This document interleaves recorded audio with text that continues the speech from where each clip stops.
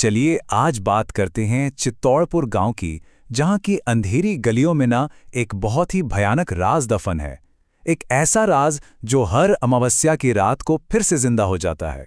और ये कोई कहानी नहीं है, ये उस गांव की वो डरावनी हकीकत है जहां अंधेरे के साथ एक ऐसी चीज आती है जो जश्न नहीं बल्कि सिर्फ और सिर्फ मातम लेकर आती है। तो आखिर इन डरावनी रातों का सच क्या है? इसे समझने के लिए हमें थोड़ा सा वक्त में पीछे चलना होगा, वहां जहां से उस श्राप की शुरुआत हुई जिसने इस गांव को आप समझिए दशकों से जकड़ रखा है। पूरे 70 सालों से चित्तौड़पुर का जो ट्रेन स्टेशन है ना, वो एकदम वीरान पड़ा है। लेकिन हर अमावस्या की रात को यही वीरान जगह एक बहुत ही भयानक घटना का सेंटर बन जाती है। ये आवाज सुनने में तो बिल्कुल शादी की शहनाई जैसी लगती है, पर यकीन मानिए ये किसी खुशी का संकेत नहीं है। ये तो एक अलौकिक, एक सुपरनैचुरल आभरण का पैगाम है। और गांव के एक डरे हुए आदमी ने जैसा बताया था कि इस रात जो भी बाहर रह गया और उस बारात की नज़र जिस पर पड़ गई, समझ लीजिए वो फिर कभी वापस नहीं आता, हमेशा के लिए गायब। पर होता है ना, हर कहानी में कुछ लोग ऐसे होते ही हैं जो इन चेतावनियों को यूं ही हवा में उड़ा देते हैं। तो बस उस खास रात भी 3 नौजवानों ने अपनी किस्मत को आजमाने का फैसला कर ही लिया। एक तरफ थी प्रिया, जो शहर से आई थी और उसके लिए ये सब सिर्फ अंधविश्वास था, एक मजाक था। और दूसरी तरफ थे गांव वाले, जिनके दिलों में आने वाली अनहोनी को लेकर एक पुश्तैनी डर, मतलब उनके पुरखों का डर बैठा हुआ था। अब इसे बहादुरी कहें या बेवकूफ़ी, मंगल और प्रताप नाम के 2 लड़कों के लिए तो ये रात खतरे की नहीं बल्कि एक चैलेंज की रात थी। प्रताप तो डर रहा था, बहुत डर रहा था, पर उसके डर के बावजूद मंगल ने उसे मना ही लिया कि चल यार, पेड़ के पीछे छिपकर देखते हैं कि ये कहानी सच है या नहीं। उन्हें अंदाजा भी नहीं था कि वो किस भयानक सच का सामना करने जा रहे थे। और फिर जैसे ही घड़ी की सुइयों ने 12 बजाए, गांव की हवा एकदम से ठंडी पड़ गई। एक अजीब सी, अनहोनी सी खामोशी छा गई। असली खौफ ने अब दस्तक दे दी थी।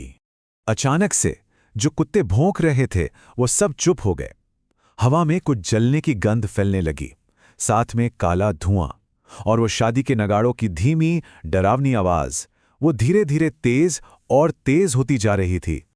और फिर जो नज़ारा सामने आया उसने तो रूह कंपा दी। वो बारात, वो ऐसे भयानक चेहरों से भरी थी जिनके शरीर जले हुए थे, जिनकी आंखें खून से लाल थी, और वो नाच रहे थे एक अजीब राक्षसी मुस्कान के साथ। वो बारात गांव की गलियों से गुजरती रही, ऐसे जैसे किसी खास चीज को ढूंढ रही हो। और फिर वो एक घर के सामने आकर रुक गई, बिल्कुल एक घर के सामने। मतलब बारात ने अपना शिकार चुन लिया था, और उस घर के अंदर वही थी जिससे वो लेने आए थे। उस भूतिया दूल्हे ने एक ही झटके में दरवाजा तोड़ डाला, और फिर उसकी वो डरावनी आवाज पूरी हवा में गूंज गई। उसने चीखती चिल्लाती प्रिया को पकड़ लिया। उसके घरवाले राजू और उसकी पत्नी, उन्होंने बचाने की बहुत कोशिश की, पर उस भूतिया दूल्हे की ताकत के आगे वो बिल्कुल बेबस थे। उसने उन्हें ऐसे धक्का दिया जैसे वो कुछ हो ही नहीं, और प्रिया को उठाकर ले गया। और बस यहीं से उस भयानक रात की कहानी का आखिरी हिस्सा शुरू होता है, जब वो बारात वापस अपने भयानक ठिकाने की तरफ लौट रही थी। और उधर पेड़ के पीछे छिपे मंगल और प्रताप डर के मारे जैसे जम गए थे। उन्होंने सब कुछ अपनी आंखों से देखा, और जो उन्होंने देखा उसने गांव के सबसे बड़े, सबसे पुराने डर को सच साबित कर दिया था। उसी वीरान स्टेशन पर अचानक एक ट्रेन का हॉर्न बजा, ऐसी आवाज जो कानों में चुभ रही थी। और फिर अंधेरे से एक भूतिया ट्रेन निकली, एक ऐसी ट्रेन जो शापित आत्माओं से भरी थी, और उन सब की खोखली आंखें सिर्फ और सिर्फ प्रिया को घूर रही थी। उस भूतिया दुल्हे ने प्रिया को जबरदस्ती खींचकर उस ट्रेन में चढ़ा दिया, और दरवाजे उसके पीछे हमेशा के लिए बंद हो गए। और देखते ही देखते बस एक पल में वो ट्रेन और प्रिया दोनों गायब हो गए। ऐसे गायब हुए जैसे कभी थे ही नहीं। पीछे बचा तो बस सन्नाटा और हवा में तैरता हुआ थोड़ा सा धुआं। लेकिन चित्तौड़गढ़ का ये श्राप, ये अभी खत्म नहीं हुआ है। वो बारात अगली अमावस्या को फिर लौटेगी। सवाल बस एक है कि इस बार वो किसे लेने आएगी,